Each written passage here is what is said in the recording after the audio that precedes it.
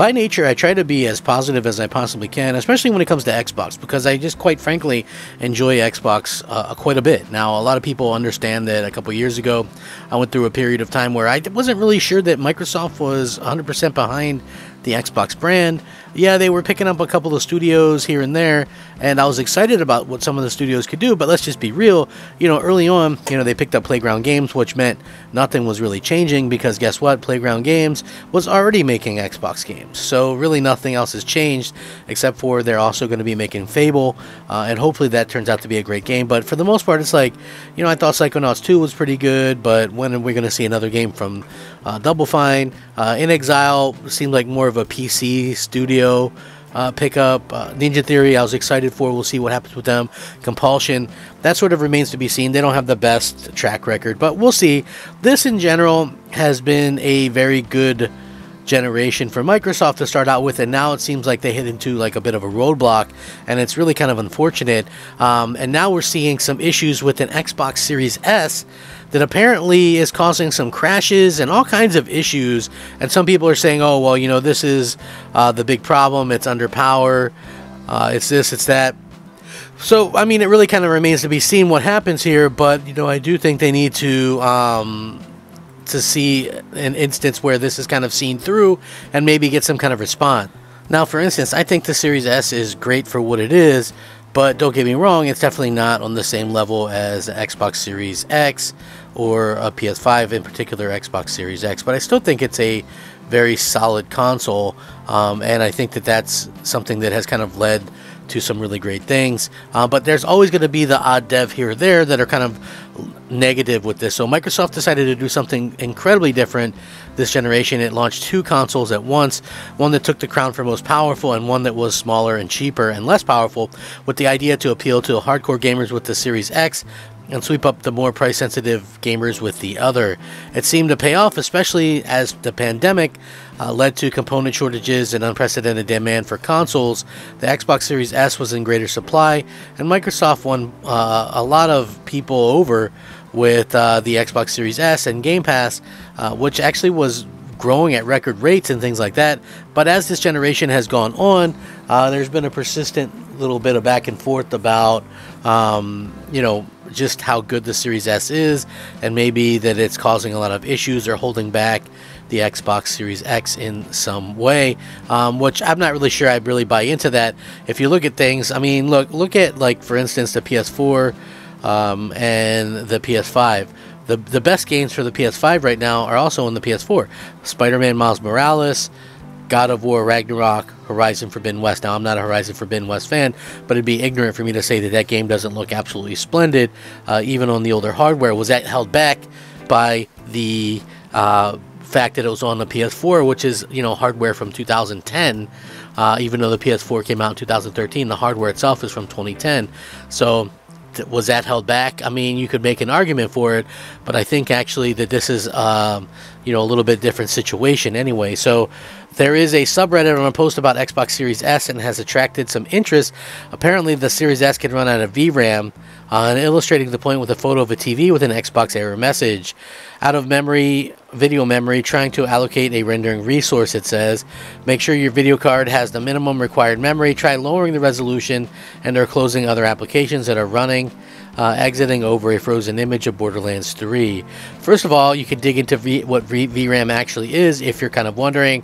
Video RAM refers to any type of random access memory used to store image data for display, and its specific purpose is to actually ensure the smooth transition and execution of graphics display.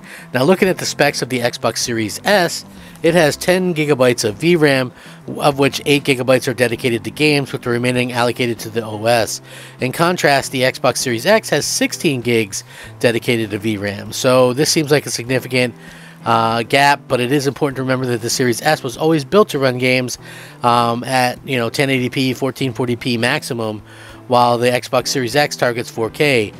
Meanwhile, the memory issue related to the Series S is something Microsoft has known about, so this August article in The Verge attests with the company extending additional memory to developers in orders to ease the actual issue itself. One person actually joked in the thread, well, if there's anything the PC community taught me, it's time to do surgery on the Xbox and give it a GPU transplant. Obviously, this is a joke. You can't really change them out on consoles. However, the VRAM issue also seems to be particular to Borderlands 3 at the moment. Heavily upvoted according to this thread. It happens on Borderlands 3 all the time. That or a straight up freeze / crash. For some reason it runs well on the Series S until it doesn't. Several crashes per game session. Seems Gearbox did a bad job optimizing it. Runs fine on the Series X though. So there you have it. The Series S does have significantly less RAM to play with than its bigger brother, but it's also the case where developers can better optimize their games, since it seems Borderlands 3 in particular is a problem for the console, but it does beg the question of how the RAM issue might affect the Series S going forward as the generation carries on. I mean, people have been saying, honestly, that, you know, the Xbox Series S is gonna be facing more and more trouble as the generation carries on. Like, here's the thing though, as you know, and they said the same thing about the Xbox One, there's going to be a bigger gap between the games and resolution as the generation went on, but actually it wasn't. It got smaller, and the reason why the gap got smaller is the same reason why it's not going to be an issue here. Developers get more and more used to actually utilizing the hardware itself. So you might sit there and go, oh well, this is a terrible situation, or they did this or they did that. You know, again, if this thing were trying to do like 4K and stuff, I would say, yeah, I would agree with you and say that they definitely need to kind of fix things up a little bit. But for me, for what it's able to do, I think that the people that are buying a Series S probably aren't all that hung up on frame rates and resolution to begin with. So it's something that realistically, you know, I feel like Microsoft did the best they could to try to do something to allow gamers to actually enjoy the generation without having to spend, you know, $600 up front. I think that's a very big amount of money to spend, and Microsoft realistically seems to be doing the very consumer friendly thing here, and I love that. You know, I think it's very smart what they've been able to accomplish, and I also think that, you know, the fact that they've been able to do so well with you know, the Series S and the X so far, I think that's great. You know, I love seeing you know, when gamers pick up their first, you know, Series S or their first Xbox or whatever, and they get to check out what's in, you know, Game Pass. I think that's awesome. And, you know, I do hope that, you know, it is a little bit of a bold strategy, in my opinion, with what they've been able to do with the Xbox and Xbox Series S and X, to be honest with you, because, again, it's like coming out with an updated version of the console. So it's like they launched an Xbox One X at the same time they launched an Xbox One S, right? Imagine if they had launched those two things at the same time, right? Like, would things have been differently? I don't know, but it's almost like that same situation. So it makes you wonder if they will do an upgraded console or not. I don't know. Like, something just says with all the problems finding components and things like that, maybe not the smartest thing for them to do, but I don't know. Like, where do you guys stand on that? Do you want to see another upgraded console? I just would love to hear the thoughts on this, because the sucker in me says, yeah, I would probably buy one, but the realist in me says both Xbox and PlayStation, we have not gotten pure use